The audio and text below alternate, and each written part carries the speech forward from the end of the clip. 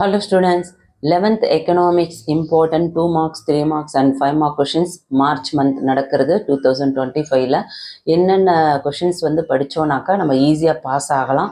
எப்படி வந்து 100க்கு ஒரு 70 ஆச்சும் ஸ்கோர் பண்ணலாம். அதாவது நான் சொல்றது 100க்கு கன்வெர்ட் பண்ணும்போது ஓகேங்களா. உடனே கமெண்ட்ல வந்து 100 அப்படின்னு சொல்லிட்டு கமெண்ட் பண்ண வேண்டாம். 100க்கு கன்வெர்ட் பண்ணீங்கன்னா ஒரு 70 ப்ளஸ் ஆச்சும் எடுக்க முடியும் அப்படின்றத இந்த வீடியோவில் பார்த்துடலாம்.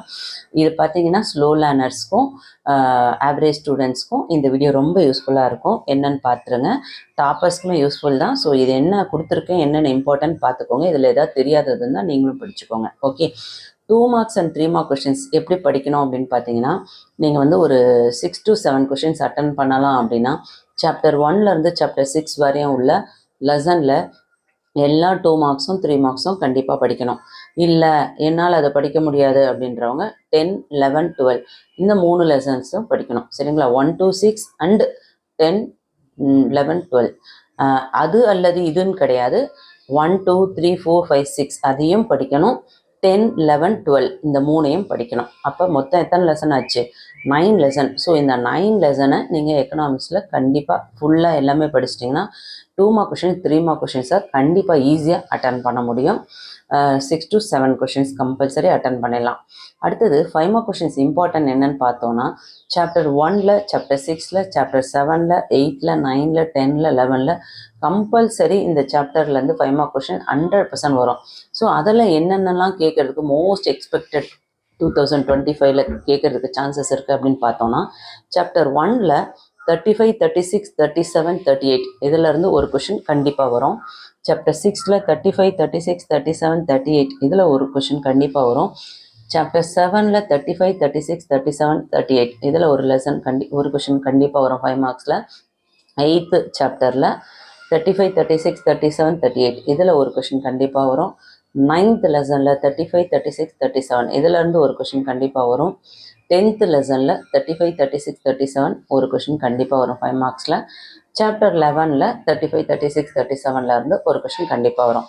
அதே மாதிரி 2 marks and 3 marks பார்த்தீங்கன்னா உங்களுக்கு 1 to 6ம் அதே மாதிரி 10, 11, 12 இந்த 3 லெசன், இந்த ஒரு 6 லெசன். ஸோ இது மொத்தத்தையும் நம்ம படிக்கும் பொழுது நம்மளால் வந்து எல்லா கொஷின்ஸுமே வந்து 2 marks and 3 marksல மேக்ஸிமம் அட்டன் பண்ணிவிடுறேன். சரிங்களா. ஸோ கண்டிப்பாக வந்து 7 கொஷினுக்கு நம்ம ஈஸியாக ஆன்சர் பண்ண முடியும். Okay, 2 marks and 3 marksல.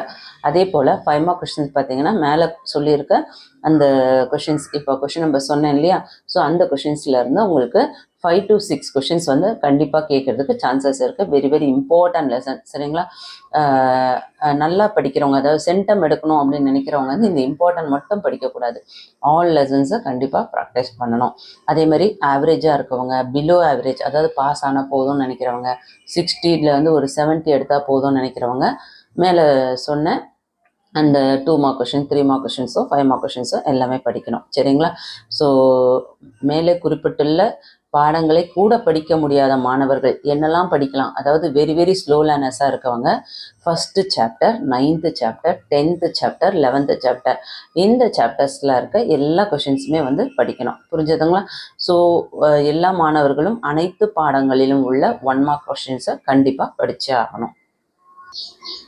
எப்போவுமே 1 mark கொஷின்ஸ் வந்து கண்டிப்பாக வந்து எல்லா அதாவது எல்லா கேட்டகரியுமே வந்து கண்டிப்பாக படிக்கணும். ஸ்லோ லேர்னர்ஸாக இருந்தாலும் சரி, டாப்பர்ஸாக இருந்தாலும் சரி, ஆவரேஜ் ஸ்டூடெண்ட்ஸாக இருந்தாலும் 1 marksல ஈஸியாக மார்க்ஸ் ஸ்கோர் பண்ண முடியும். 1 or 2 கொஷின்ஸ் தான் இன்சைட்லேருந்து கேட்பாங்க.